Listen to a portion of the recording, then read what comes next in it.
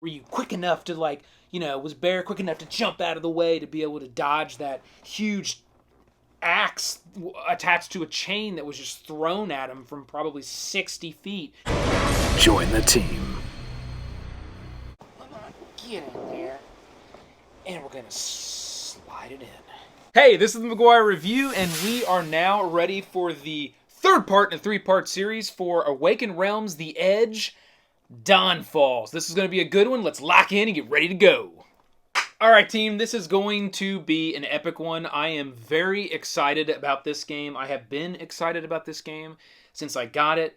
Again, this is the third part to our three-part series on The Edge, Dawnfall. If you want to see everything that this game has, because this is only what we have set up that we're going to be going through today, because the purpose of today's video is to get into what does gameplay look like, what are the mechanics that are going to play out over the course of this game, and what are all the different modes that this game offers you for gameplay and replayability, because there is a ton of content here in this package.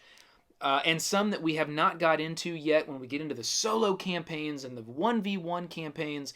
Just really, really great, phenomenal stuff, and it's a lot of fun. So we'll get there. I don't want to get too ahead of myself. I will say, strap in, because this is probably going to be a little bit of a longer video, because I want to go through all of those different parts that we do have here that's offered in this platform. And I think it's going to be enjoyable, and you guys are going to really like what there is to be offered here with this game and how each one of these modes play out. Now, Bear, why don't you go ahead and load up an overhead video, and you can start taking a look at the various different things that we've got here on the board.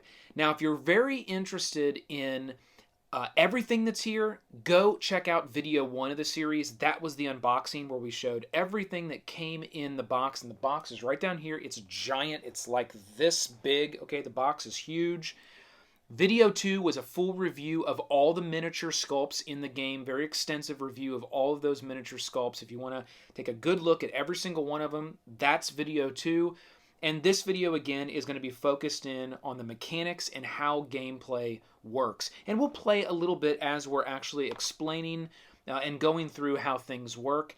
That way you can get a feel for how this game is and what it has to offer. So where we'll start is we will go ahead and take a look quickly at some of the things that we have here on the table, and then we'll get right into the base, what I like to call the base part of this game, or the base rules of this game, that will really be scaled and used into all the other different variations that this platform provides for you. So you will see, if you've watched any other videos on this game, I do not have the standard in the beginning of the rule book setup, okay?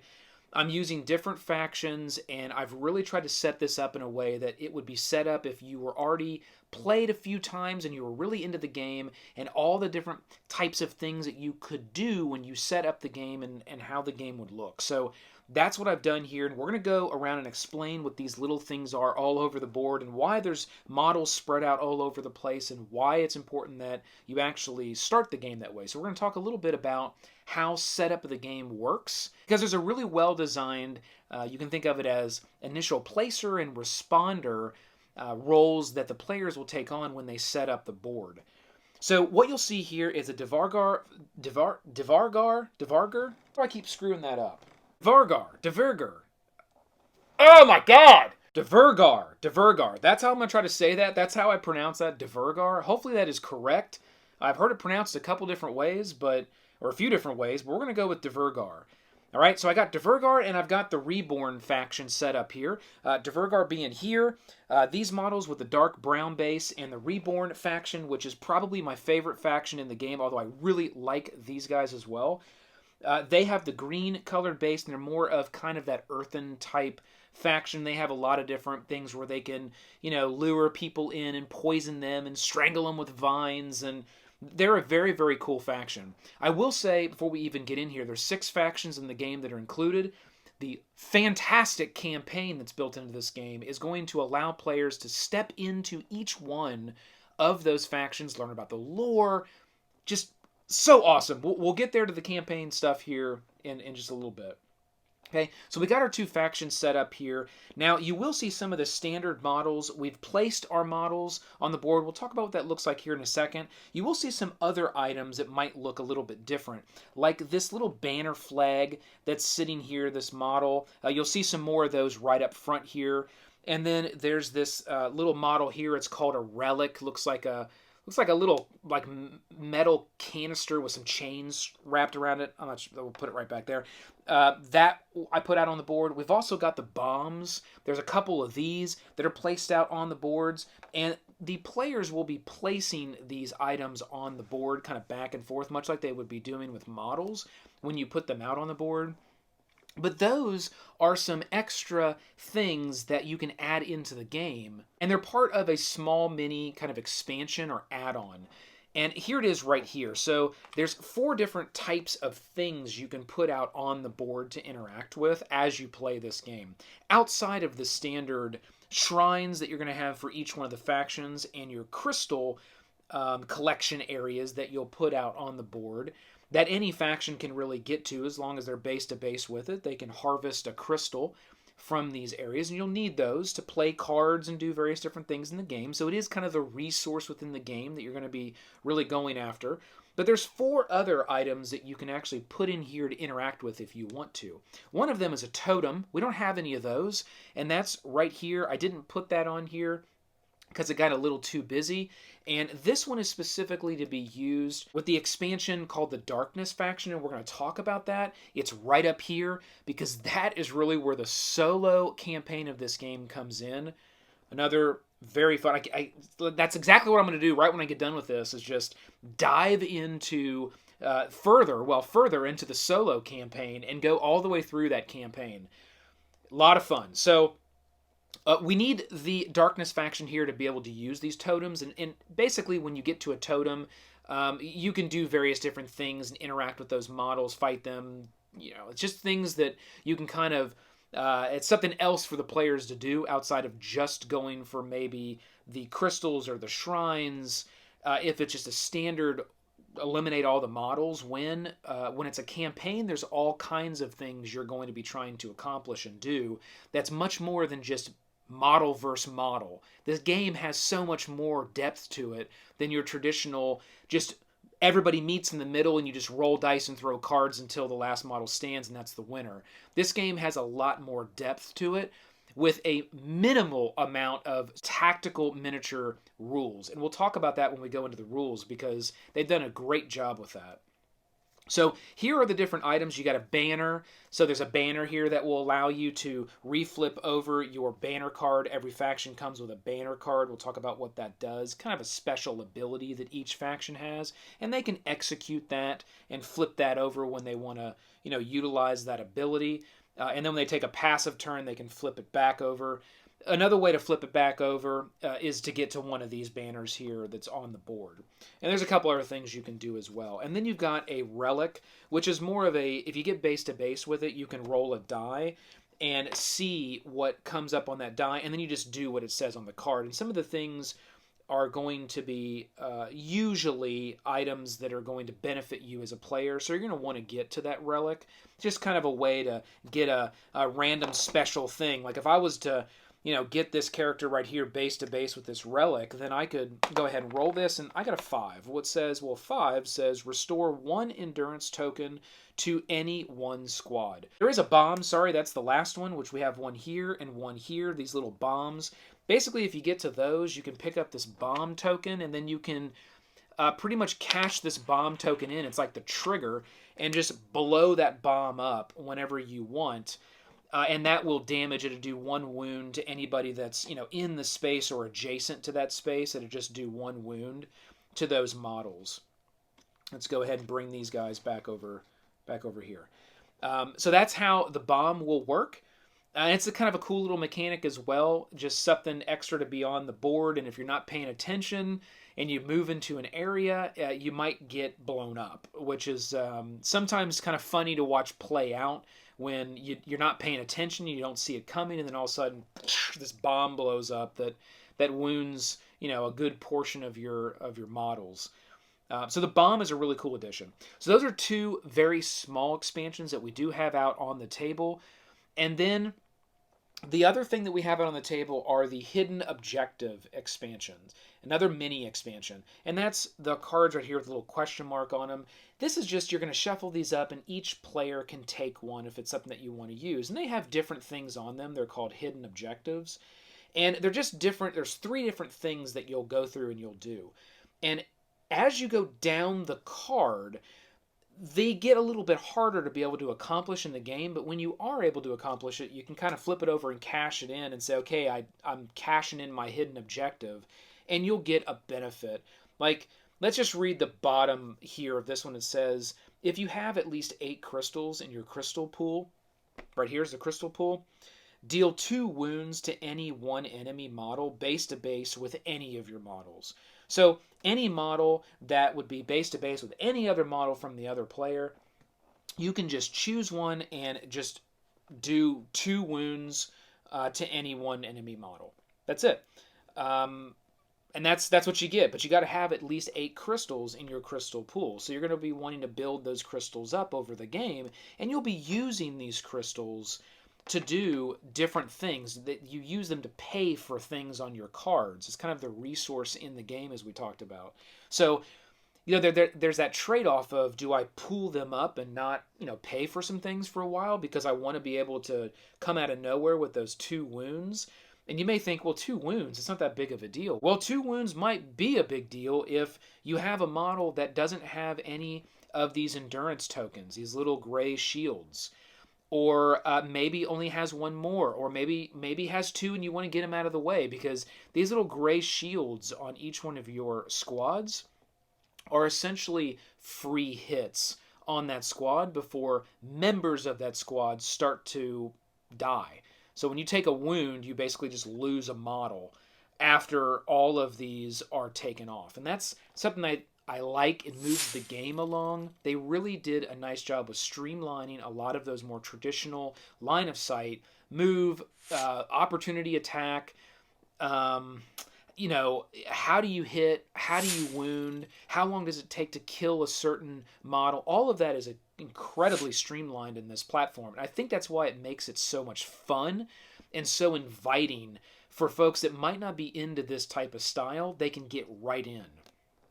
Okay, so those are our 2, and I'll just leave this here because I did give each faction one of those to have it on the board. And I think outside of that, the only other thing that I customized for this setup was I did use elite forces. So in each one of these factions, there's some kind of standard base forces. You have your big, main big guy, which you don't have to use, okay? You just have to use 1, 2, 3, 4, 5 different types of units. And your main big guy doesn't have to be one of those. And there's reasons why you would or would not want to do that. Obviously, he's going to be the biggest, probably the heaviest armor, probably going to do the most damage. That's generally what you'll see on the main ones here. However, they're worth more victory points. So whatever this number is here on each one of these cards, on this shield here, and you'll see this number right down here on this little shield, and it says 2. That's the number of endurance tokens that unit is going to get. You'll see 3 little dots above it. That's actually how many models are in that unit. And you'll see that right in the box. There'll be 3 that look just like this, the Gyrobot, which they're right here.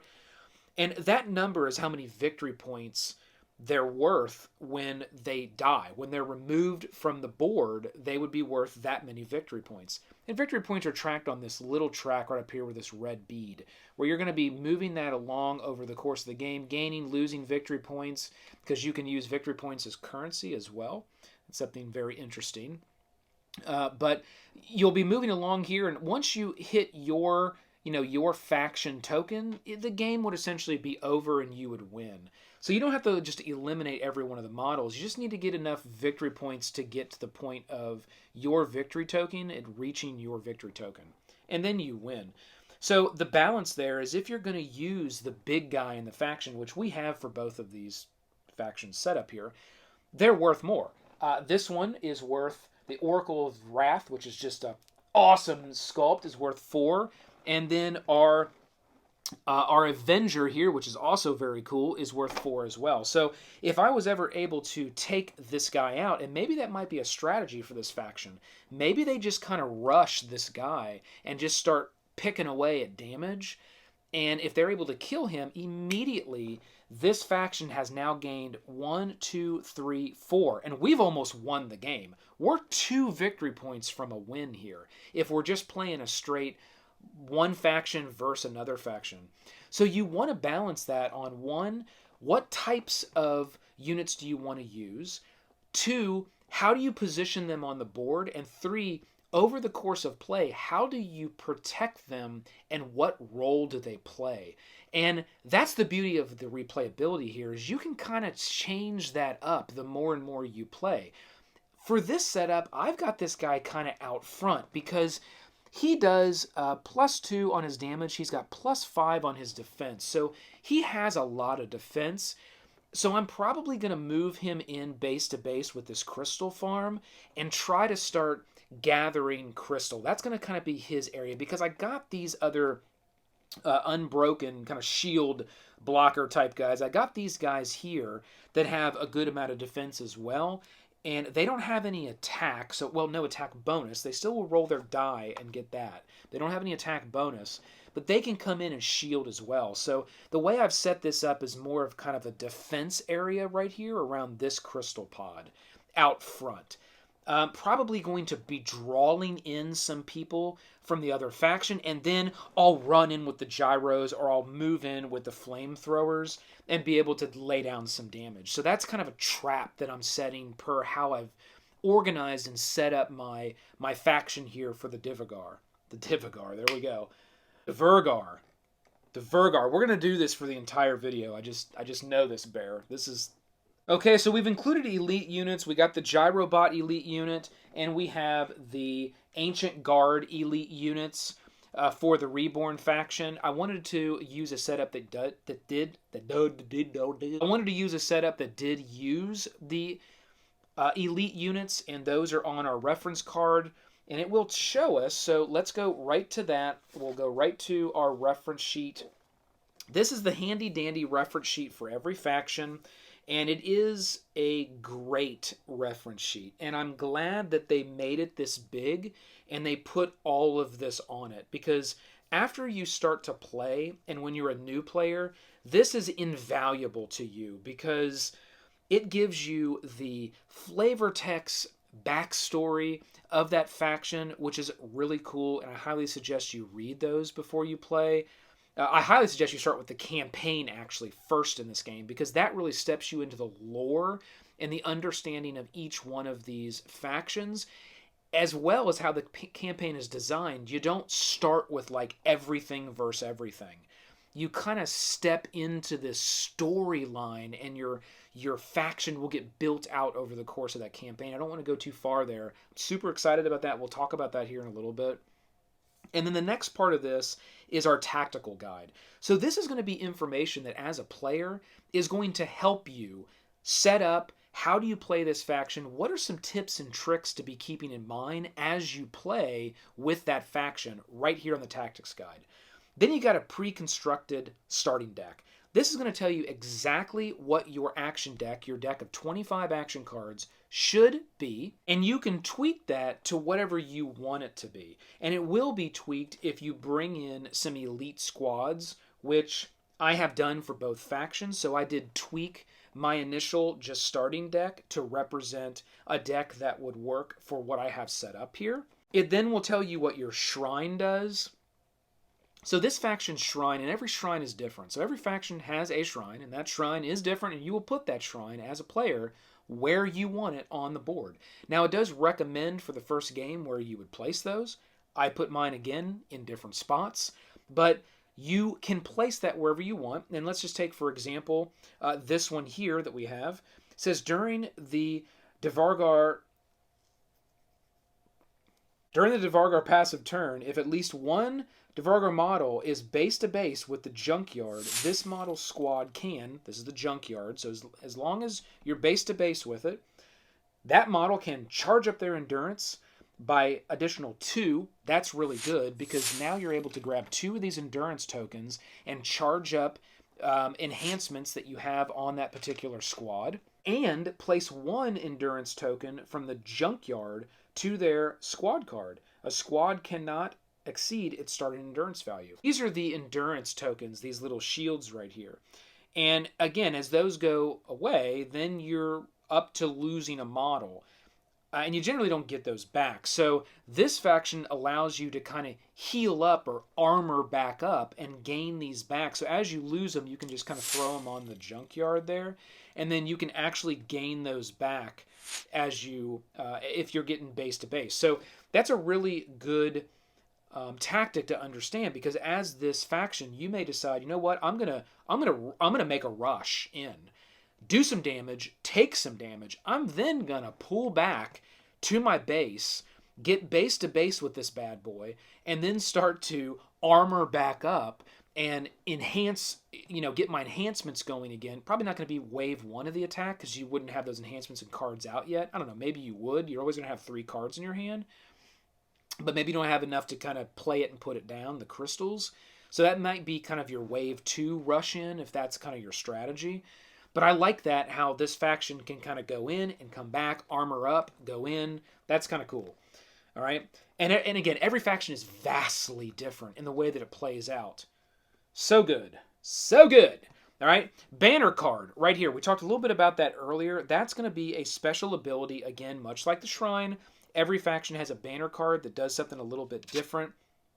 This one says join 2 models base to base until the end of this turn. See details in the faction sheet, or move, and then you'll just go right here and it'll tell you if you've ever able to do that. Here's what happens, because it's a little bit more extensive. Not every faction sheet will say go to here to figure out what it does. Usually it's on the card, but this one's a little bit more extensive. Or you can move any number of enhancement charges that you have on your enhancement cards, endurance tokens, between different squads. So endurance tokens and enhancement squads, you can reallocate those across your squads however you want. That's a pretty powerful action because you're constantly re-armoring as well other squads that might have gotten into the thick, right, and got in trouble, and now you can do your banner, kind of your rally ability, and then re-armor up those guys until you can get them back. And maybe if you allocate that armor to those units, the ones that it took it from, you can then move into your base to re-armor them back up. So this is what is so cool about this, is there's so many different tactics and ways to be able to use these factions in how you play and how you attack your opponent. You're then going to have all of the squad cards. So here are the squad cards. We already talked about those. Those are very simple in their design. We'll take a look at this one really quick. The Gyrobot, again, we already talked about the shield, little dots, what those meant. Every card is just going to have the name. It's going to have the picture. It does have 2 sides.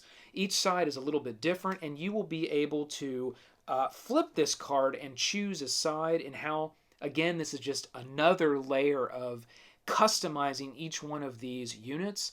Each unit can act a little bit differently on the battlefield, and those cards are right here. So you'll be able to see as a player, what's on the other side of that card. When I activate the Avenger, do I want... Let's just take the Gyrobot. When I activate the Gyrobot, do I want basic mode? They'll all start on basic mode, okay? When you begin the game, they'll all start on basic mode. Or do I want the shooting mode? That sounds interesting. What's the shooting mode all about?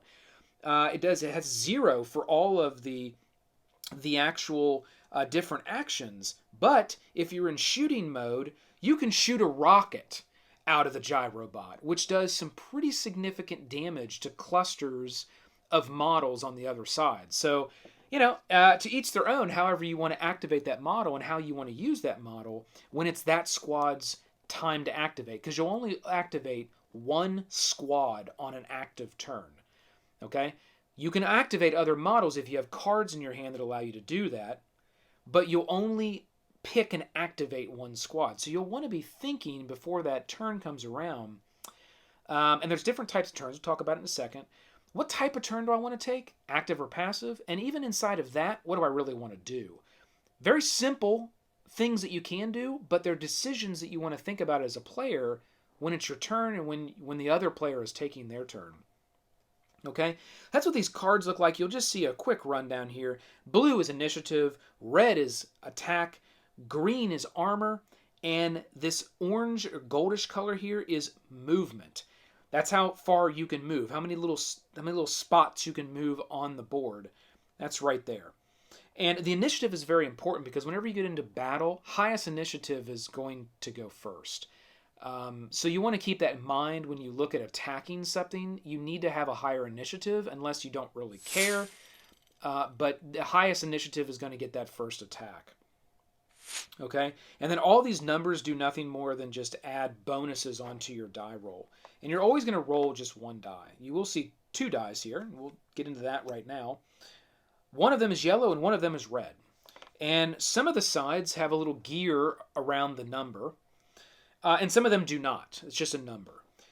You are always going to be able to roll this yellow die for anything that you would need a die roll for. This is the die you're going to probably go right to, which is the yellow one, because it's free. It doesn't cost anything. You can pick it up, you can roll it, and that's what you get. A 0. If you ever roll a number that has a gear around it, that allows you to do some things. One of them allows you to actually re-roll that die and get a second re-roll.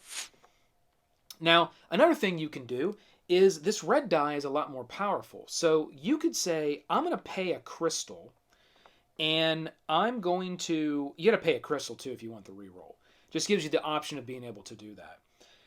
But this one just costs a crystal to roll flat out, because it goes all the way up to 6, and it has its gears around higher numbers here. So if you really need to make a big hit, like you have positioned things and you're all in and you need to have a good hit, you're probably going to want to go to this red die, but to do it you're going to have to pay a crystal and cash that crystal into this little used crystal pool, which will go back into the main pool at the end there, but or when you take a passive turn you refresh that. Otherwise, it's kind of locked up there. And there is only so many of them to go around, as well as so many of the charge tokens to go around. That's the way the game is designed. Another mechanic I really like. It's not just unlimited crystal resources. So if you need them, you better be fighting over them. So let's say you wanted to use that. You'd cash that crystal in, and then you'd be able to roll this die. And, oh, I got a 6, a crit. Wow, that was pretty sweet. That never happens. So that would be a big hit, because what you would do is you would go to the model that's attacking, and let's say it was, I don't know, let's say it was the Gyrobot here. They have a +2, so that means they're doing 8.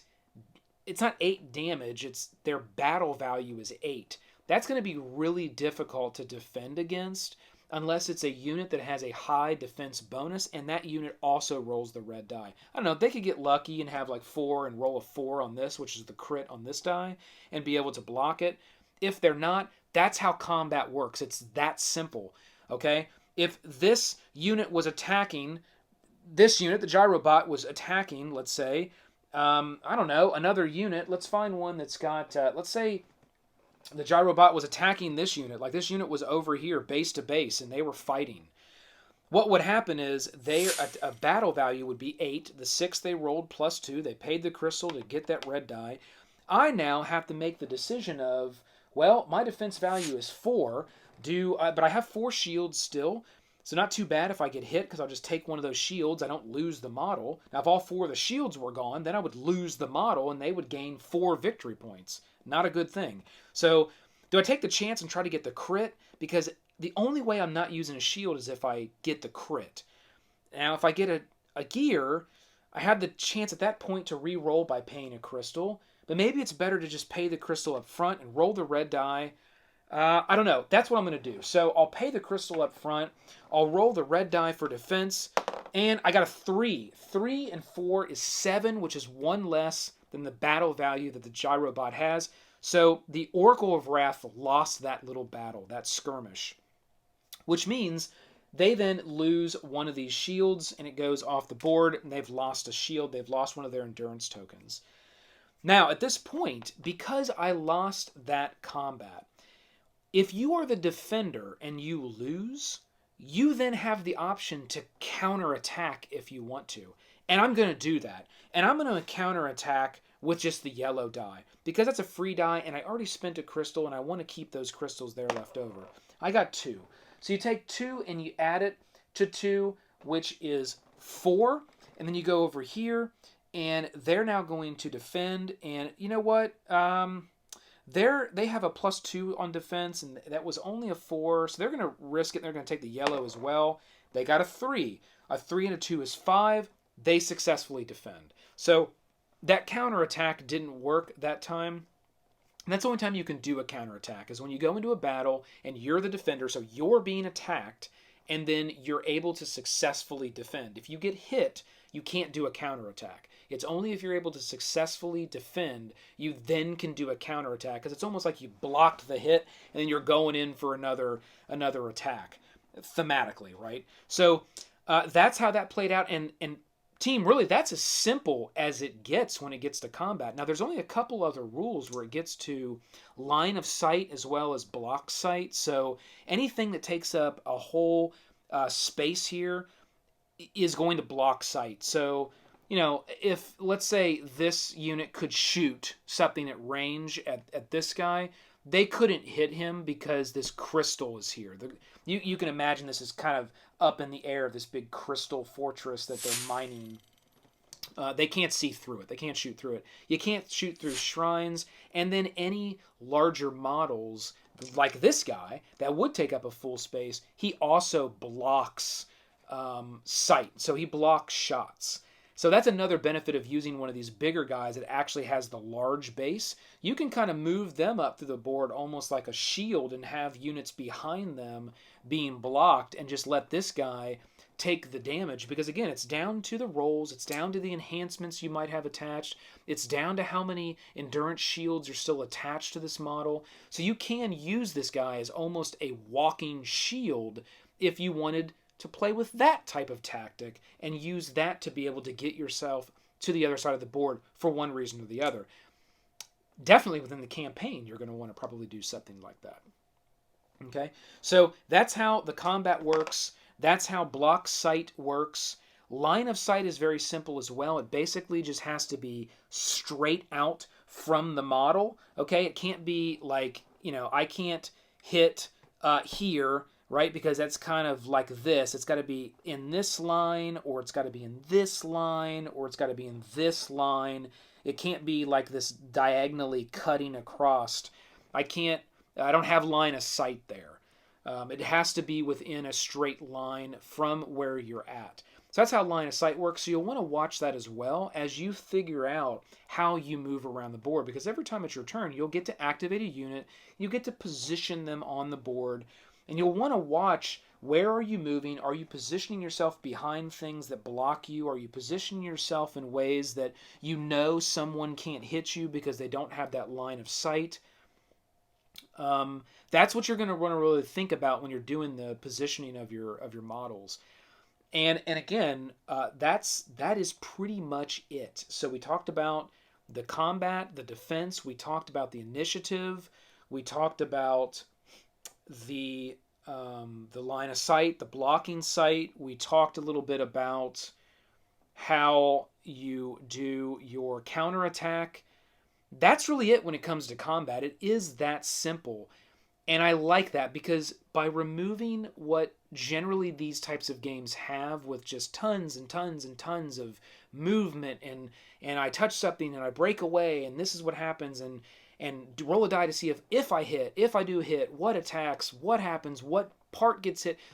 It just gets so convoluted and complex that you're so focused on all of that, you're not focused on the fun of the game and the strategy of just getting your models where they need to get to win the game. You're so focused on all these rules that, frankly, in my opinion, just bog the game down. So that's why I think this miniatures game is designed so well. And I think you'll hear that in the industry with others' opinions that have taken a look at this game. It is a very, very well-designed miniatures game. Okay, so that's how all of the movement and the combat is going to work. Let's talk a little bit about why the board is set up the way it is. So when you set up the board, again, you're going to get to choose your different units in your factions. We talked about that. You're going to get to put you know, person by person, where you want your crystal places at. We'll put this guy right back over here. You are going to get to choose where your shrines go, and this faction shrine's really cool. There's these, I'll just go a little sidebar here. These thickets, right, can like come off of this and start to like branch out, and then whenever you get enemy models touching them, they can take damage. It's really cool. I love how the thickets branch off the thick woods there, and that mechanic works. That's really cool. Back to the board, because I kind of went off on a sidebar tangent there. Get too excited. The problem, Bear. And then you will choose by putting your models on the board, or not every single one, but you'll choose unit by unit where you want to put that unit on the board. And again, some units just have one figure in it, like our steed here, which is such a cool, I love the sculpt on this, and I love the ability this steed has. Very, very cool model on the two sides and the different ways you can use this. I mean, you can just charge in, and it's so cool. All right, and some units have up to 4. So you'll see 4 here, the maidens, which are really cool. They kind of lure in, you know, models, and you want to lure into the thicket. That's a neat mechanic. Okay, that's how the maidens work. And you'll get to choose how you put those on the board and where you put them. You don't have to put all your models just kind of on your side of the board. I mean, I could put this steed right here if I wanted to when I set up the game. It does have to be placed within one of these thick, you know, you'll see the thick outer lines. You can't put it like where it's crossing over 2 of them. Wherever you put it, and you can put it anywhere you want in there, but it has to be kind of inside one of those. All right, so that's how the positioning works when you actually put these in. Let's turn him like this. He looks cooler like that. When you put them in the board, but you can put them anywhere you want. You will notice that I do have 2 that are kind of right up front here. So when you begin the game, you'll determine who the first player is. And that first player, and well, let me back up. It's not really a first player. It's someone who's going to decide how the orchestration is going to go back and forth. So that person's going to say, you know what, I want to be the person that gets to place first, and then you can place. However, if I go that route, I get this little bonus at the end. I can reposition one of my units once all the units are placed on the board.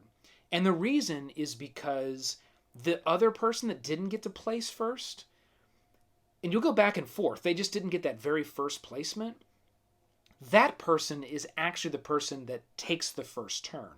So you can think, if you go through and you do all the placements, when you're done, and this was a good example. So this is after I've got all the models placed on the board, and you'll see that I got my 2 worms right here, and I'm getting ready to take a turn, because how this played out is this would actually be the faction that would take the first turn. My strategy was I'm going to move them in base to base into these guys, and then I'm going to start doing some attacking here with these worms. Now, this player over here sees that, and they're like, hey, that's probably what's going to happen when they take their first turn, is they're going to move those worms in and probably start to do some damage to my fire, my flame, what are they called? My flame keepers. These are super cool sculpts as well. They're going to start doing some damage to my flame keepers, and flame keepers are good because they have, you know, they have a 2 on initiative, which is good. So I don't want to lose those guys right up front. They don't do a lot of damage. Really no one in this faction, believe it or not, does a lot of damage outside of these gyro bots. And the big guy, well, even the big guy has a +2 on his modifier. So no one really does a huge amount of damage. And the reason is they have that ability to continue to armor up and heal back up. So they kind of go in waves, right? You want to pull them in, pull them out, right? That's how you kind of want to use these guys. So what I'm going to do is, since I know this faction is going first, I'm going to redeploy. A bonus for the other player that doesn't go first. They'll get to redeploy any one of their units, and I'm going to redeploy these guys, and I'm going to back them up, and I'm going to look at this card and see, well, these worms' movement is 3, which is a lot. However, they're moving in further. They're overextending pretty far, and we might see them get kind of cut off and have these units move in, because that's probably what I would do if they overextended that far. And the reason is because these worms are they're a pretty nasty little beast. I mean, they've got 3 initiative, 3 combat, they have no defense and only 1 shield, that's good, and they have 3 movement, so they're very deadly and they're very quick. You get a hold of them, though, and they're done for. So what I'm gonna do is I'm gonna lay a trap, and I'm gonna redeploy these guys, and I can put them anywhere I want. So I'm gonna pull them back, and I'm gonna say 1, 2, 3. That would be base to base. I'm gonna put him here, and they do have to be, the units have to start connecting, and I'm going to put this guy here. So that's how I'm going to redeploy them, and I'm going to see if I can trick this person to think, oh, I'm still going to have in my mind that's going to be my first turn. Maybe it's not. Maybe it's just thrown off this player now, and now they'll do something else, right? Maybe they'll take the steed and run the steed straight into these areas, or these guys here. Who knows? Maybe they'll run in and try to grab that crystal real quick. Which probably what I'll do here with my Oracle of Wrath is get that moved into that crystal there pretty quickly.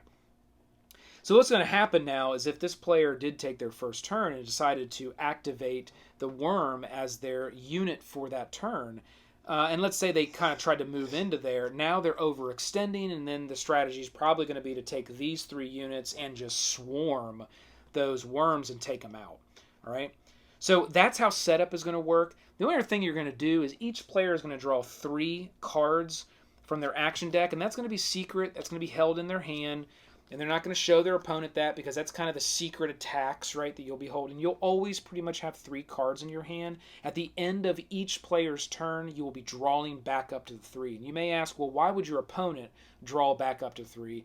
And the reason to that is some of these cards that you hold in your hand will actually be able to be things that interrupt on your opponent's turn. So there may be something your opponent's doing, and you're just like, yep, I don't think so, right? You got to pay for them, crystals or whatever the cost is, but you can throw it down and do some interrupts. That's why you may not have 3 cards at the end of your opponent's turn in your hand. So you're always going to have those 3 cards.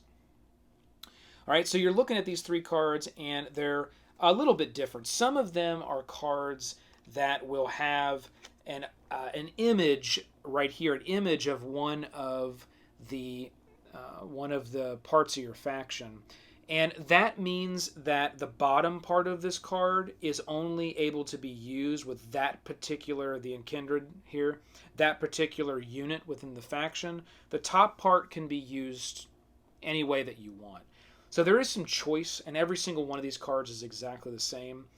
This is more of like an action kind of card. You'll see that there's the crystal cost right up top. Very easy. You know, you just look at the card and you say, what do I want to do, top or bottom? Well, I can only do the bottom if it's the actual unit that I'm attacking with. Otherwise, I'll just do the top, which is more of a general action that anybody can do. Sometimes they cost nothing, like this one says junk. It doesn't cost anything. You can just do it. Use right after you lose an endurance token. Put this token on the shrine. So we remembered that the shrine allowed you to gain those endurance tokens back. When you play the junk card, you want to play that when you lose one of these tokens, then it allows it to go to the junkyard. Otherwise, it's just going to go off the board. It can't be brought back. You can only heal back up for the endurance shields that actually got put on the shrine. That's kind of the balance there to offset that, to not make it too OP'd. If you're playing cards like junk that allow you to do that, like, hey, I'm going to lose a shield, you're defending, I'm going to throw down my junk card to make sure that I don't lose it from the game. It just goes to the junkyard. Almost like that piece of armor blows off and, you know, you pick it up and you take it back home and throw it in the scrap yard to be turned into another piece of armor down the road, thematically. The bottom here is something specific to a certain type of unit in the faction. Cost 2 crystals, says right there. It's that easy. You just grab 2 crystals, throw them in your discard pool, and then it's called Chained Weapon. Perform 1 backstab with an Enkindred model, range of 2. So a backstab is just a type of hit on a model, does damage. It just works a little differently than what a standard roll versus roll would be, just kind of get an attack. And you do have range of 2 on that. So it is like you are you're throwing something and you're hitting them. They're outside of just a base-to-base range. And that's the one thing we didn't talk about when we talked about the combat abilities. When you do ranged combat, the initiative will come into play with that as well. So in it will matter when you just do a base-to-base combat roll. The person that will attack first will be the person that has the highest initiative. that will be the person that will attack, right? Regardless if you're trying to attack them or they're trying to attack you, whoever has the highest initiative is the attacker. Now, with ranged, you check the init, right? That's the number that makes the difference of if the model is able to be hit or not, right? When you defend, you add your initiative value, not your defense. That way, it's like it's also kind of your agility, right? Were you quick enough to, like, you know, was Bear quick enough to jump out of the way to be able to dodge that huge axe attached to a chain that was just thrown at him from probably 60 feet, you know, by a big mechanical model, you know, where they were jolting that out. Were they able to get out of the way and move? Well, you know, someone that has a super high initiative, like our Blight or our Worm here of 3, is a pretty high value to jump out of the way for that attack. So that's how these cards are going to work. They're all the same. The only other card is your enhancement card, which looks like this. It looks the same, but you'll see the outside of it looks a little bit different, and you won't see the crystal costs. You'll see these little charge tokens right here. And that's how many you'll need to be able to do that.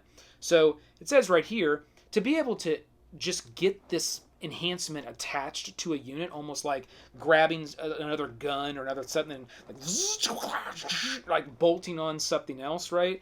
You'll have to pay 1 crystal, attach and charge by 1 charge. What that means, and it's just right here at the very top of the card, it's really small, and you'll just take it, and what you do is you slide it like this right next to what it's attached to. And every unit can have up to 2 enhancements attached, no more than 2. So if you want to put another one on, you got to get rid of the one that's there, and the charge tokens, it goes with it. So these charge tokens are exclusive for each one of the cards. You can't just like mix and match them around however you want and across unless you have an ability that allows you to do that. They are specifically attached to each enhancement card. All right. So let's look at the top of this really quick, because it says for 1 charge, you can re-roll. 1 use per roll of this squad. So that's what this enhancement allows you to do. It gives you a little bit more luck.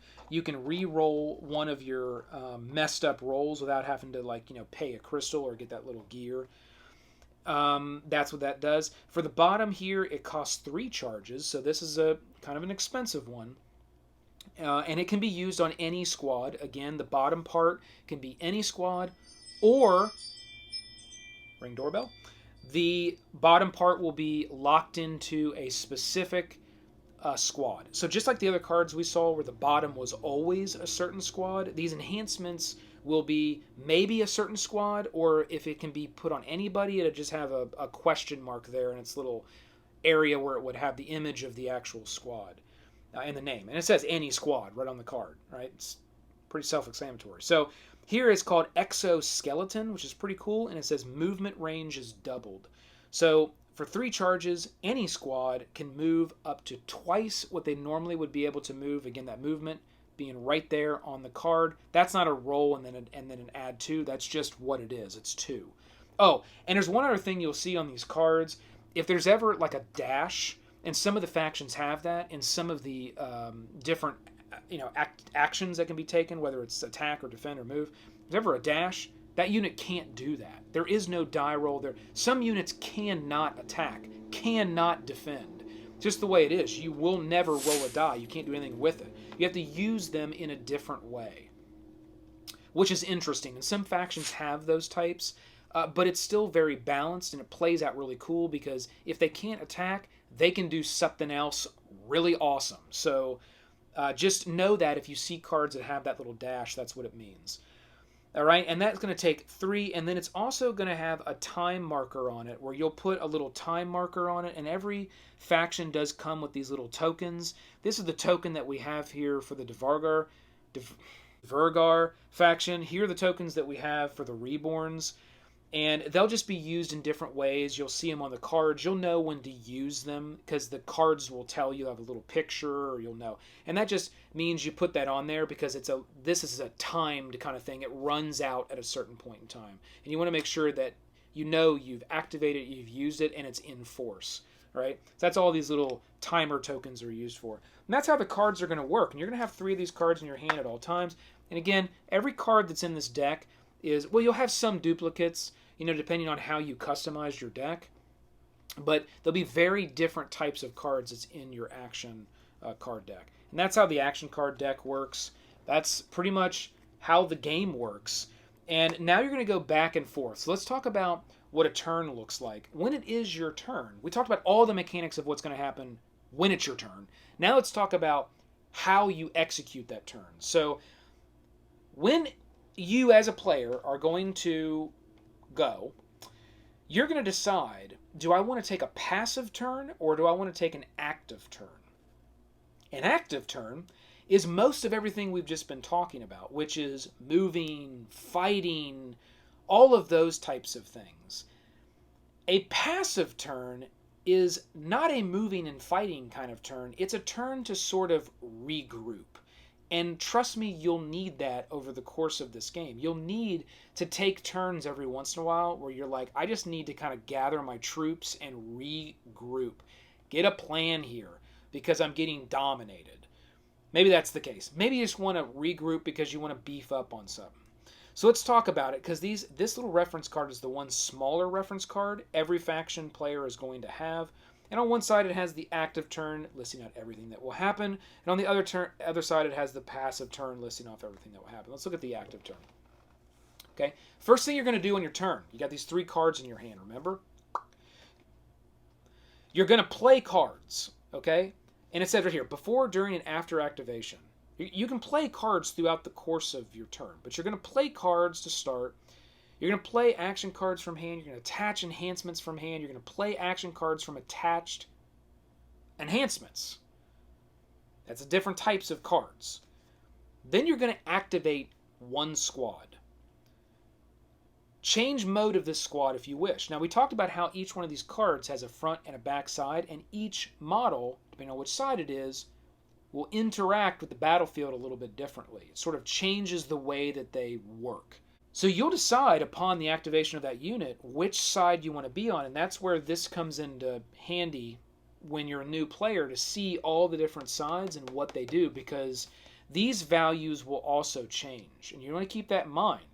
You might be able to move a lot faster with one side, but then your defense might be a lot lower. So you need to think about that, which side you want to actually activate, and be out on the board with that side flipped up, because you're going to go into combat with that side flipped up potentially.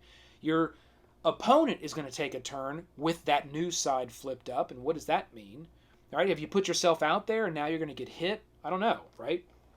So you're going to have to think about that, but you have the ability to make that choice on every turn to flip it over. All right, you can perform one move action and one combat action in any sequence of all models in the squad. So if I wanted to take our Kindred here and say, these guys are going to activate, they can attack and then move, or they can move and then attack, and then I can move all 3 of them, and I don't have to move them all 3 together. They don't have to stay together as like a unit. That's another thing I like.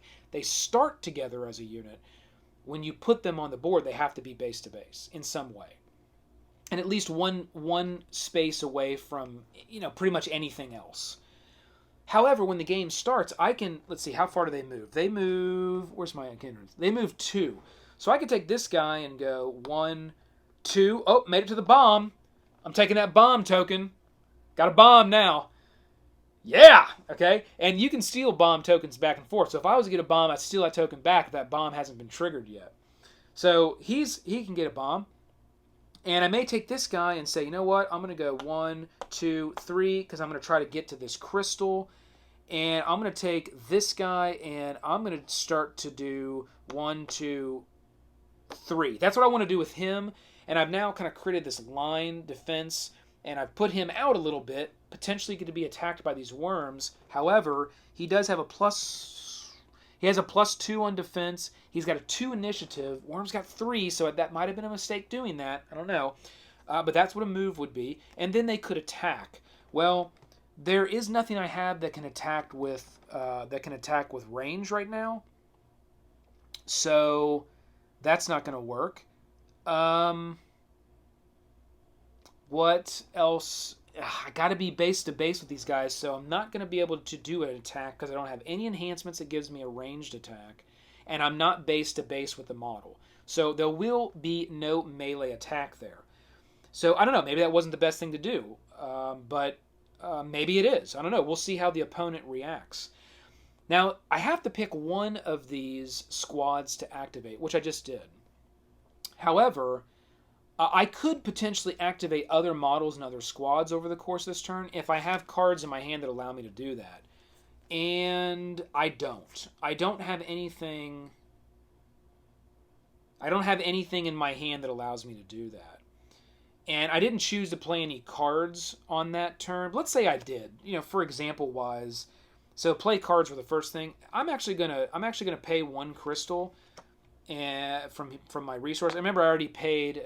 I did re-rolled earlier. We did that example where we paid a crystal. And let's say you will start with 2 crystals. The only reason why there was more crystals here in the beginning was because I used elite forces. And remember, elite forces will give your opponent some extra crystals if you use them. That's why there was more than 2 in these pools when we started. Just kind of goes with our custom setup. I am going to attach this, and this is one that can only be attached to the Flame Keeper. It's an enhancement for the Flame Keeper. So I'm going to go to the Flame Keeper, and it's going to give one of these charges. So it goes down, you attach, and you charge by 1. So I'm going to put that right on the Flame Keeper. And I can actually use that if I want to this turn, which does say if I wanted to use this charge, well, no, not unless I chose to activate the Flame Keeper. So if I chose to activate the Flame Keepers, I could have used that within the same turn as well. And just the top one, because the bottom one here I don't have the right thing for it. It doesn't make sense just yet. But for the top here, with all models in this squad, 1 use per turn, you can charge and you can move again. So it's just kind of giving you a double move if you really need to move these Flame Keepers a good distance across the board, because let's see what their movement is, 2.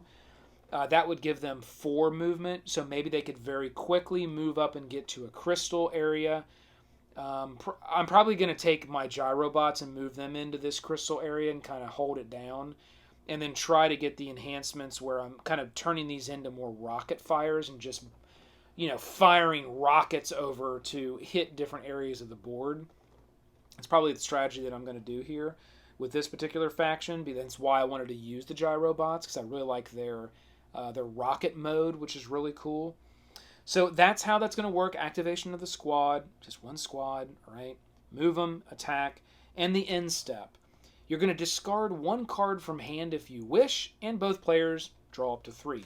And that's the active turn. So there may be a card in your hand that you don't really want. You can discard it and get rid of it, but once it's gone, it's gone. And once you choose a card, it's gone. It's another thing to remember. You don't just get to activate it and then it goes back in your hand. Once you choose top or bottom, it's done. That's the card. It's gone. It goes out. It's discarded, okay? It's done from the game. Because if a player ever gets to the point where they run out of their cards, that will end the game as well, and whoever has the most victory points can win. That's another way that the game can come to an end, is if you run out of an action deck and you can't draw any more cards. Whenever you can't draw cards, you finish out that turn. The other person doesn't get a turn as well. You just finish out that turn, and then whoever has the highest victory point wins. So the clear traditional win is gaining the full victory points here to make the win on either faction, or you can end the game a little earlier if you kind of have that's what keeps the game from stalling out, right? It's a good time mechanic where the game can't, if you have 2 really good players, you can't just play on forever, right? The game will come to an end when these decks end. When someone's deck drains and there's only 25 cards, it's done. So that's how our cards work.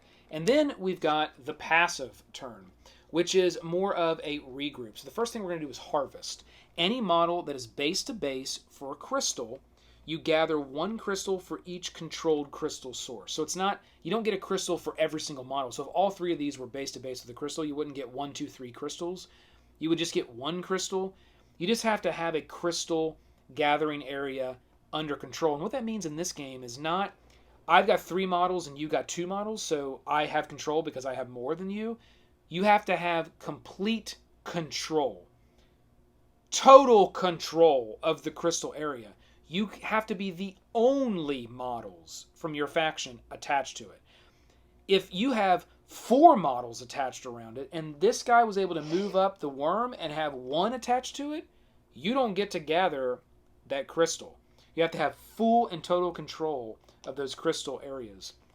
And I like that as well, because it really adds this gameplay mechanic where you will ensure that you get there and you battle for that area. Or, sometimes it's not so much of a battle because, you're just going to get to the ones that are close to you, and maybe this faction's going to get to the ones that are close to them for a while because they don't want to have to deal with that back and forth. Or maybe you crowd around yours and protect it, and you send one little worm over, right, to just keep them occupied for a while and off of being able to harvest from those crystals. So that's a good little tactic as well that you can use these worms for.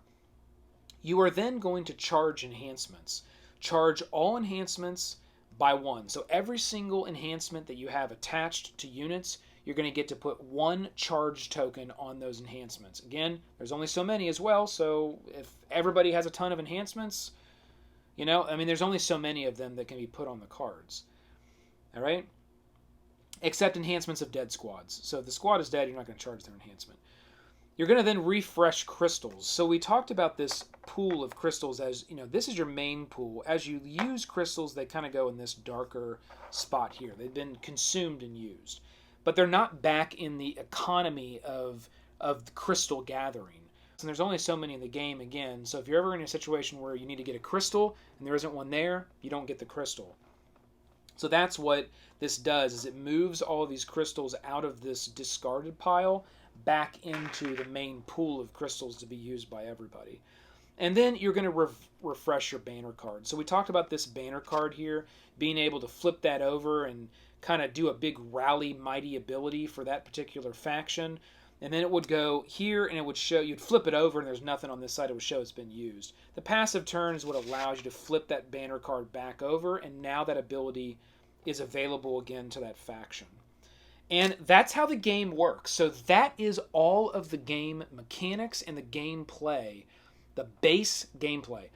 And I wanted to spend a good amount of time explaining all of that and how all those mechanics work, and just not just doing it, but also having some conversation to talk through why it's important and how it works and why it's fun. So I hope everybody has a good understanding of that now, because these are the same rules that we're going to use for the solo campaigns and we're going to use for the 1v1 campaigns, which are absolutely fantastic. So we can go ahead and put down our faction sheet now. A little show just before I put it down on the back. It literally is every card that's available to that faction. If you do have any questions about any of the card as well as a more detailed script of its ability is on the back here, as well as some detailed rules that may be faction specific. Again, this is if you want to dive in. I have found that most all of these cards, it's like you just read what it is and, oh, that's what it does. But you may have a question based on a certain scenario you get into. If you do, you flip it over, it's right there. You immediately have the answer. You're not digging through the book of rules to try to figure out. Bear, hold that, please. Now, here's the rule book. And again, this was a very small rule book for a game of this epic portion, okay? Very small rule book. And it went over, everything that we've pretty much just went over so far has been in this book. It's a pretty quick read. You could probably read it much faster than the time we've spent so far. I just wanted to make sure that we really got into the details of why all these things and all these different mechanics are so important and so well designed when you play this game. Now, I will say here on the end of game, just to confirm, one of the players loses all of their models is another trigger that will end the game, obviously. We talked about another one where if your action deck is depleted, and then the main way to win the game is when you get those victory points that hit your faction token. Those other triggers are good that they're there because they keep the game from just going on forever with really good players. They could have not included the action deck and just said, If all your models are dead, you lose as well. But again, you know, that could kind of go on for a while as well, back and forth, depending on which models were getting taken out and how many models you had on the board with your factions, because there may be a small amount of models that are on depending on which ones you choose, which units you choose. So, you know, that was good that they added in that time mechanic of the action deck to really just almost put a time limit on the game and to keep these types of games from just spinning into hours and hours and hours. So I like that that's there. Okay, we're going to look at this really quick. We hit all of our detailed rules. One other thing that I did forget, so I'm glad I'm looking through this, is whenever we pay for something, you pay primarily with crystals. However, you can also pay with your endurance tokens, and you can pay cost with victory points. Now, you don't want to do that.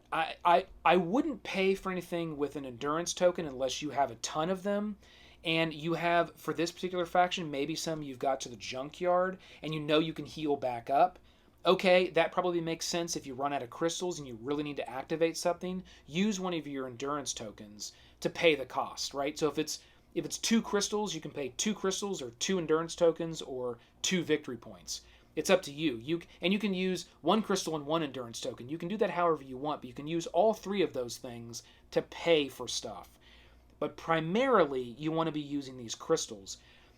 Only pay with victory points if you absolutely, like, it's game changing that you need to do, because there isn't that many either way. And let's say that the action deck runs out and you haven't really got enough. You don't have as much victory point as what another area does, and it's only the difference of a couple victory points. That may make a big difference, you know, down through the game. So be very careful about using victory points to be able to pay for things. Only do it in a dire need. Okay, and that's how the payment works. I believe I'm going to flip through here really quick because I want to make sure I didn't miss anything. That's it. We got them all. We got everything. All right. So that's all of the rules. That's everything that you're going to find. Again, I know we've been talking for a while, but the rules are very simplistic, right? Most of our talk so far has really been focused on, you know, different ways that you'll execute those rules and why they're good and how different factions can use those rules in different ways. That's where the I'll say the quote unquote complexity of this game comes in. They've beautifully removed all the thick, bogged down layer of rules, and they've made front and center for the players the actual fun and tactics of the game. That's what makes this so good, as well as many other Awaken Realms games. That's kind of their style, and they're executing it perfectly in every title that I've taken a look at so far. Okay, so now what we're going to do is we're going to get into the stretch goals. We've talked about a few of them already. We're going to talk primarily how our darkness faction works here and how it has 2 different ways that we can use it. And then we're going to talk about how the campaigns play out. And this is going to be primarily just what we get with this version of the game or this version of play, because all the rules that we've already been over and the way and the mechanics, it applies the same to all these different things. So how should you probably start this game? Set up a 2-player game, do a quick little battle, and then start the campaign. 1v1, if you've got another player to play with, start the campaigns, because that's where you're going to start to learn about the factions, learn about all the abilities, and the campaigns step you in. You use a small amount of figures to start and then gain more and more as you play. If you're by yourself, start in the solo campaign versus darkness. And there's all kinds of things to that. This book is pretty hefty. There's quite a few different scenarios to play through. There's quite a bit of content here. So let's get right into the stretch goals. Now, this is where we're going to learn all about the darkness faction that's been included. And you'll see that right up here with their cards. And there are some extra models, this one here and this one here, that are actually mini expansions that you can play with. They're not, I mean, they are quote-unquote part of the Darkness faction, but they're models that are used as like mini expansions. And it will list off, you know, the different things that you'll need in playing Darkness. Now, Darkness is cool because Darkness is not only the way that you do the solo mode of this game. So if you want to play this game as a solo experience and go through a solo campaign, you're not going to be using these books. These books is a 1v1 campaign, and there's 3 of them. We took a look at that in the other videos, and each one is 2 of the different factions verse, and they have their own story and back history and lore and why are they fighting and what are they trying to accomplish. So again, that's why it's such a cool way to just pick up these campaign books and say, okay, we got the Razak and the Duvergar. Which one do you want to play? And we'll play through this campaign book, and when we're done, we'll pick up another one, and we'll get to experience 2 other factions and what all those factions have to offer. And what makes it so cool of going through that way is if you go through the campaign first and work through all the books, you're going to have a ton of fun playing the campaign because, I'll be honest, I do find it being a lot more fun going through the story and the lore and the different things you have to accomplish for each campaign and the outcomes of those results than just sitting down and doing a battle. And I don't mean that in any negative way, because sitting down and doing a battle for a very seasoned player that knows what they're doing with a faction is going to be a lot of fun versus another seasoned player, because there's all kinds of crazy tactics they're going to be using that are specific for that faction that the other player may be aware of or not aware of just yet. So that's what makes that fun. And that's why I think if you go through the campaign, as players, you're going to learn those things about each one of those factions and come up to speed with all 6 factions, not just the one you're playing, but the one you're watching your opponent play. Then, once you know them all well, then that player versus player standard miniatures battle game becomes, I think, even more fun and a lot more rich. All right, so let's go back here to the Darkness. It can be played in 2 different ways. One, that's the solo campaign, or you can use Darkness as another faction, and it be Darkness takes on a player, or a player takes on Darkness, and then another player takes on one of the other 6 factions. You can play that way as well. Let's say you go through the solo campaign and you're like, oh, this Darkness faction is so cool. I would love to be able to use this as a player versus another one of these factions, and it is balanced very well as all their factions are. You can do that. That's the way that works. It's listed right here how that would be set up. And it does list out some flavor on the Darkness, the background to it, and then it goes into any changes that you'll make for solo. So there are just, and again, it's not too many rules. There's just a couple pages here that you'll read, and then you get into some of the other expansions. There's just a couple pages you'll read here, and this tells you everything that you need to do to be able to take the normal game rules and now play with Darkness and go through a solo campaign. And primarily it's how Darkness works. It comes down to how do you use their action deck, because they have more of an AI action deck that you're going to be drawing cards depending on where models are on the board. You'll have to move them. Always have to move in the most opportune way for Darkness, so you want to keep that fair. You know, if you're cheating, right, because you're playing by yourself and you're like, oh, well, Darkness, if you moved here, would really do more damage, so I'll move them the other way. You can't do that. There is a rule set that fits into the AI where you do need to move them into a way to do the most disruption to what you're doing, and then they have cards that will activate and do various things as well. And there's a timer track that'll be out, and there's different ways to play the solo campaign, you know, as well as what they offered for the base game. There are rules in the back of this rule book for beginners and experts that even tweak the base game to change some things to make it, you know, a little different. Now, there is one mode here called the Last Stand solo mode, which is you basically, that's where the time track comes in. You'll just play Darkness until the timer runs out. Like, you just have to, it would be very hard, and you just have to survive as long as the timer is still going. And that's called the Last Stand. That's only one way to play the solo campaign, okay? That's more of a, that's almost like playing a 1v1 battle, but by yourself. That's why they added this in. Then we get into what are some mini expansions. So we talked about these 2 that are up front here. We have the Abyssal Empress and the Prime Shadow. Prime Shadow is really cool. So these are two models that you'll use and you'll add in if you want a little mini experience as part of your campaign, and that will be part of the solo experience. So that's pretty cool that they're there. And then we have the Father of the Sun. I can't talk about that because I don't have that expansion. There are a few expansions to this game that are going to be released that I do not have. I got most of everything. I did not get the Father of the Sun. I did not get the Terrain expansion, and I did not get the Boss expansion. Those three things were not available when this was ready to ship, so I don't have those. I can't talk about those. Maybe in the future, if I get those, we can do another video and talk about those specific expansions, but I can't talk about them today. We already talked about the Hidden expansion earlier in the video, and we already talked about the Artifacts expansion earlier, which are our little bombs and relics and flags and our dark relic things here that we have up front.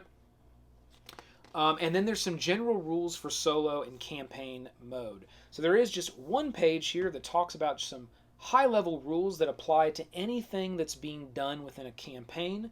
Again, very straightforward, very simple. And then we get right into the single-player Darkness campaign. And it's going to step you through exactly what you need to do. What are the rules? What does each one of these things mean? What's the backstory? What's the scenario? What's the setup? You're just going to follow the script. It's that easy. It's very quick to get it up and running. And then you're just going to, that was scenario 1. And then here's scenario 2. And there's quite a few scenarios. So I'll show you how many are in here. I want to also make sure that you understand that this truly is a scenario. It isn't, they didn't cheapen the scenario by saying, well, we're going to give you a scenario mode and a campaign mode, and basically all you're doing is just still playing the base game, right? And whoever wins gets a token, right? That's not what you're going to be doing here. The maps that we used in the first video, those maps and then the stickers that we have, that's when that's going to come into play. You're going to be placing those stickers on those maps as you use those maps when you play the game. And based on what happens in your campaign, the results, there are different rewards based on what happens. If you win, something happens. If you lose, something happens. And it also doesn't cheapen it from the perspective of just saying, well, if you lose, your outcome is redo the scenario. That's not fun. You just did the scenario, you lost. I mean, I guess if you want to just beat it and you want to go back and you're kind of a completionist, nothing wrong with that. I probably would do that, play it again and try to beat it. However, I like the adventure type campaigns where it doesn't matter what the outcome is, you continue to progress forward. And that's what you'll find here is it says your reward, read script 14. Your penalty, read script 11. Darkness reward, if the darkness won, add 1 to the final Nightfall track. And then you're going to go into scenario 2. And because there's a darkness on the track, that may affect something that's going to go on. It will. It will affect something as you go on through the campaign. Some things may be more of a challenge because you lost up front. You might have to deal with things further in this campaign in a little bit of a different way. Now, I'm not going to read the script because I don't want to give away what you get, okay? There is something in this that I will read, and I'll put that spoiler out there. I'm going to read some of the stuff in this campaign because I want you to get a feel for how awesome and rich these campaigns are. So I'm going to read some things. That's just a spoiler, and I'll say that again before I get it. You can just kind of skip over that part if you don't want to hear that. I'm not going to read any of the scripts in this book, but if you go to the back, you will see that, and I'll just flash it, all right? Kaboom. There are a ton of scripts, and you will read these scripts, and they will be the outcomes of what happens as you go through the campaign. And there's quite a bit here to be experienced.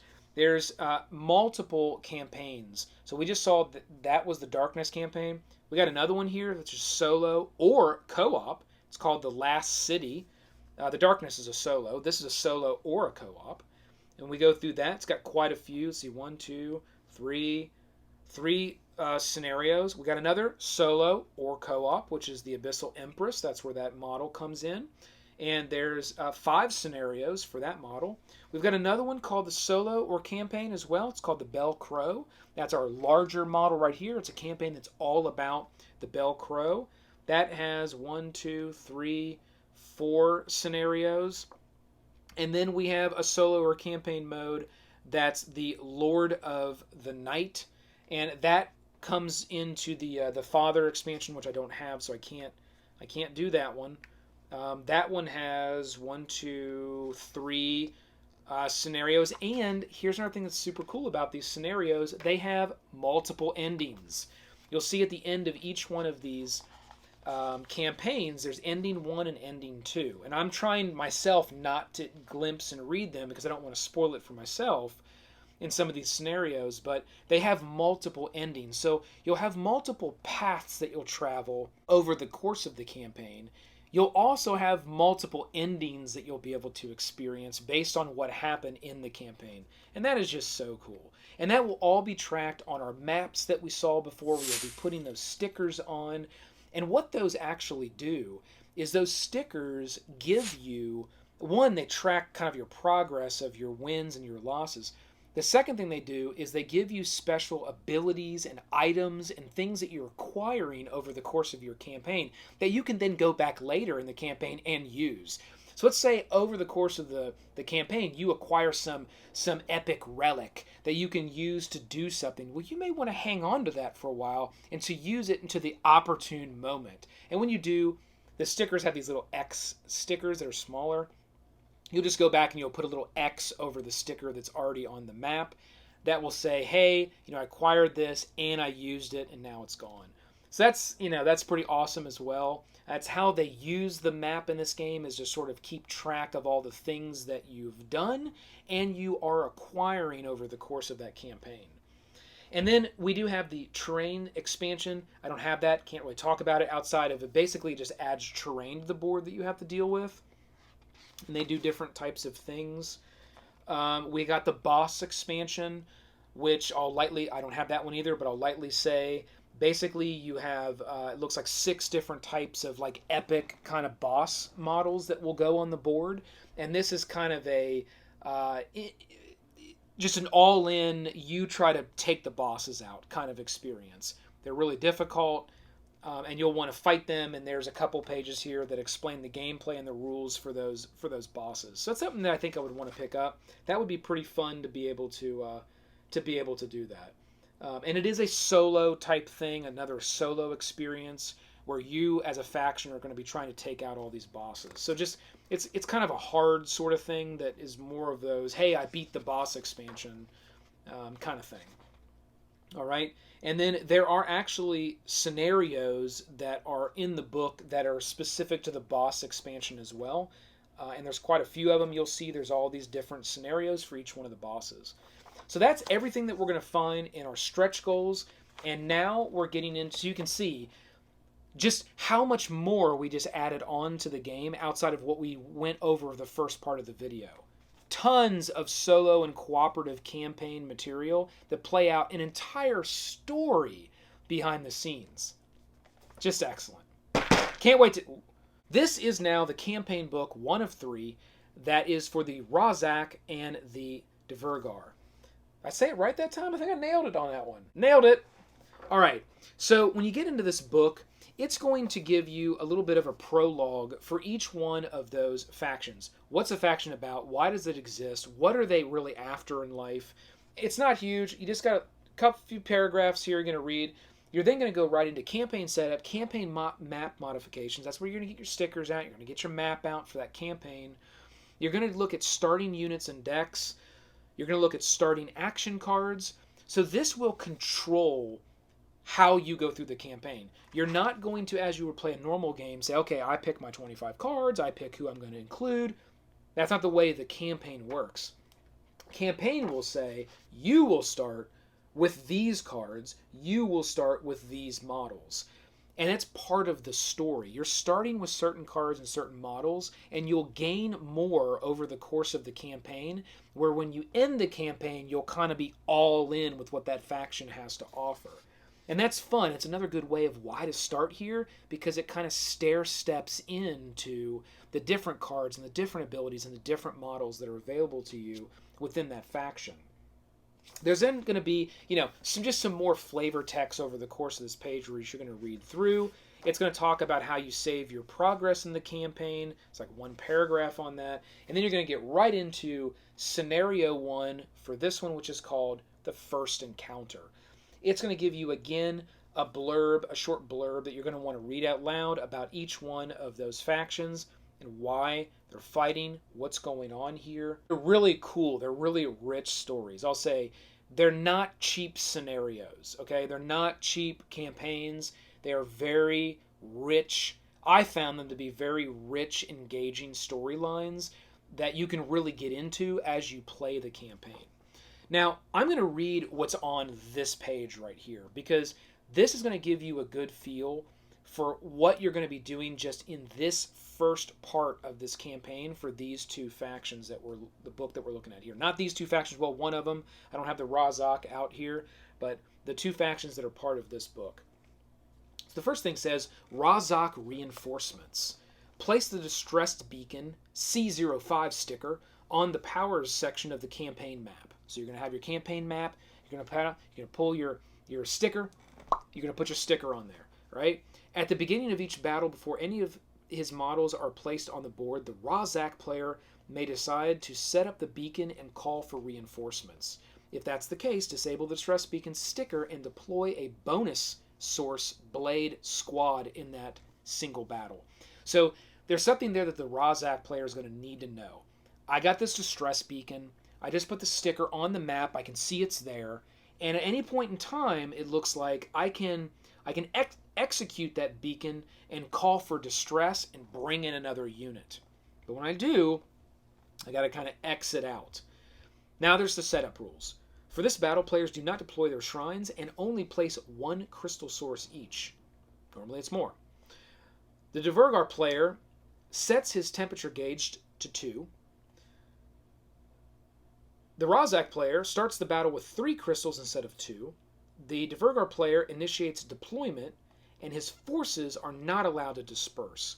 Disperse was that rule we talked about at the very beginning, where if you initiate deployment, you can then at the very end, once everything's put, redisperse a certain unit on the board.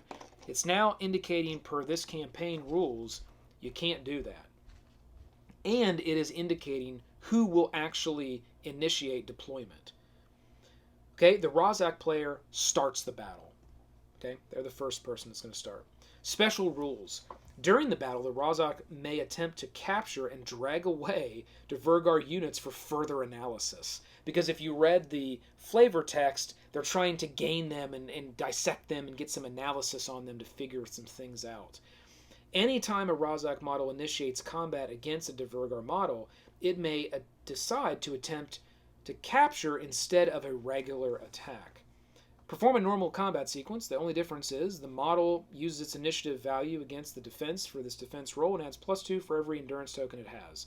If the Dvergar model manages to successfully counterattack during this combat sequence, it interrupts the capture.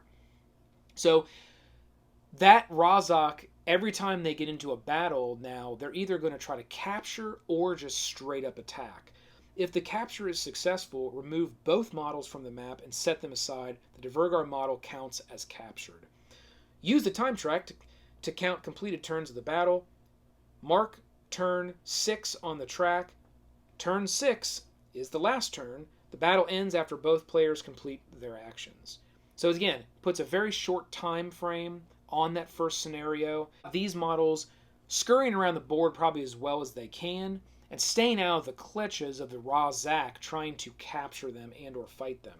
Then it says players can't earn victory points in this battle, and the victory point track remains unused. So it's all about the time tracker in this one, not the victory points. Razak forces tells you exactly what you will start with. 1 Source Guard, 1 Stream Surfer, and 1 Stormbringer squad. And those are squads, not just one model, unless there's one model in the squad. Those are squads of models, but you only get those 3 different units versus what you would normally have your 5 in a standard game. The objective for the Razak force, capture at least 2 enemy models. The reward for that, add 2 to the Razak research, read script 14. The special reward, if the Razak captured the Flame Keeper, they add 2 more to their research counter. Penalty of not being able to do that, to your objective, okay? Not penalty if you can't do the special reward. This is, you got the objective, capture at least 2 enemy models. If you're able to do that, here's your reward. If one of those 2 was a flame keeper, here's a special reward. The penalty if you're not able to do that is read script 14. The special penalty if the Divergar killed the source guard, read script 18. So it's a special penalty. So if one of the other models was able to kill the source guard, there's a special penalty that Razak player will be hit by. And I keep pointing to this. This is the Reborn. I don't have the Razak out on the table, but the other player, the Razak player. Now, how does it work for the Devargar forces? 1 Flamekeeper, you get 1 Enkindred and 1 Unbroken Squad. Objective, survive with no more than 2 models being captured, obviously. Special objective, additionally, kill the Source Guard. Read script 11 if you're able to do that. Penalty, you were chased away from their gas deposit before they could fully refill their tanks. Set the Devargar temperature gauge to 4. So they weren't able to fill their tanks, and now their pressure gauges is now coming up higher because you start your pressure gauge at 2. The achievements, Razak. If the Razak captured the Flamekeeper, they add 2 more to the research counter. Special event, as soon as the first Razak model dies, read script 12. It's everything you need for this particular scenario to start off. So these things you're going to be wanting to pay attention to over the course of the campaign. The special event, soon as a Razak character gets killed, you read script 12. Whenever a Flamekeeper gets captured, you got this special reward. You want to make sure that you don't have 2 that are captured. And you can see there's differences, right? Like if they're not able to do it, they don't get as much research, the Razak. If these guys don't win, their temperature gauges go up. Well, what does that mean? Well, when you go to scenario 2 of the campaign, you'll see In the Shadows of Titan. And then it'll give you more, and you'll learn more about, well, what happened based on the scripts that were read and the outcomes of that last campaign. Now that my temperature gauge, say these guys lost, now that my temperature gauge is 4, what does that mean, right? So that's where the fun comes in as you learn and you go through the story. Now I am going to read a couple scripts. This is the part that you're going to want to tune out on if you don't want to hear these scripts. Just to give example, it says, if the Razak captures 2 enemy models, add 2 to the Razak research, read script 14. Let's go ahead and do that and see what that says. So if we were able to do that, we'd go here to scripts. Script 14. Curious creatures, the fancy themselves, engineers, and all their other devices aren't very refined. They are certainly sturdy and effective. We could learn a lot from them. A long-range scan performed after the battle shows 3 points of particular interest within their territory. Unfortunately, a part of the group we clashed with retreated and will certainly alarm the rest. Whatever we do now will only get harder as time goes on. And then it says, go to script 19. So we go to script 19. The Razak player secretly picks one of the... Okay, this is where I'm going to stop, because script 19 kind of goes on for quite a bit, and it adds even more depth to the campaign. So there's something secretly here that the Razak player is going to do, because the Razak player is the one that would be reading this script out loud. That first part they'll read out loud. Anything that's in italicized like that, they'll want to read out loud to everybody. And then the things that aren't, that's going to be, when they go to script 19, that's going to be something secret for just that Razak player that they're going to do, and add more, add more flavor and lore to that campaign, that story as you go through. So that's what I'll say as far as the campaigns, and I won't read any more than that. And all the campaigns are going to play out like that. They're just going to keep. That's why it's so rich. There's so much here in each one of these campaigns. So let's just look at this one here, and you can see there is a total within this book between those two factions, 10 scenarios. Okay, 10 scenarios, and we have 110 scripts and multiple endings. So I won't spoil anything else, and that's just one book. There are 2 more of these that you can go through for the other factions, on top, again, of all the solo and cooperative campaigning modes that you have here. So, team, that is the Edge Dawnfall. And I hope you've stayed with Bear and I through this entire video to see everything that this platform has to offer, because a lot of the talk so far about this game, and even in our own 3-part series, has been about the miniatures, and has been about how much is in the box, and has been about the actual combat game that this platform has to offer. But there is just so much more that is out there to be experienced with this game, and frankly, where I would suggest you kind of point yourself towards first to experience and go through. So my next step now is going to be to get this off this table and onto the main table over here, and to start playing through the solo campaign, or play further through that solo campaign, so I can continue to play through all of it and having a ton of fun. And that also means that the giveaways that we did on the first video and the second video are now going to be activated upon the release of this video. Bear is going to press the button of fate on both of those videos, and one team member who has subscribed and commented on video 1 or video 2, and maybe I'll give you a day from after this comes out just to get in on those if you didn't watch those videos, or if you didn't get in on those giveaways. I'll give you a day before we'll hit the button of fate. Video 1, that winner is going to get a copy of Siege Storm. Video 2, that winner is going to get the actual The Edge Dawnfall art book, which is a full art book that's got a lot of the artwork from the game. It's pretty awesome. You can take that out of there if you want to, cut that out of there, frame it up. You can also use this art book.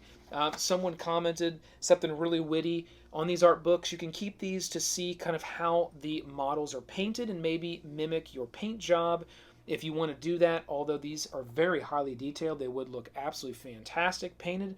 If you want to paint your models, you can use this book to see kind of how they look and be able to do that paint. Hold that there. Thanks. All right, so that's how it's going to work. So hit that like, click the subscribe below to join the team. Roll them crits. This has been the McGuire Review, and we'll see you next time. Bear, let's go.